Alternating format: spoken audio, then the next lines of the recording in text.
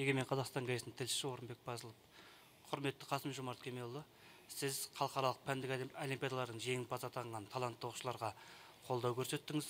Жас шахматшылардың да әрбір қадамын назарыңызда ұстап, қолдап келе жатқаныңызды білеміз.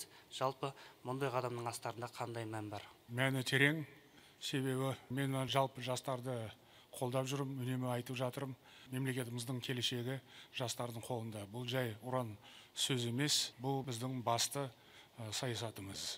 Сондықтан келешекте де біз жастарды қолдаймыз, жәрдем береміз оларға. Әсіресе дарынды жастарды біз қолдауымыз керек.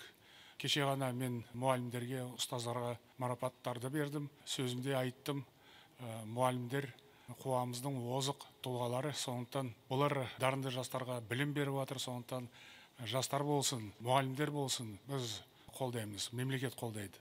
Ол бір. Екіншіден, кеше ғана мен айттым, ұстаздар қоғамымыздың басты кейіпкері болу керек.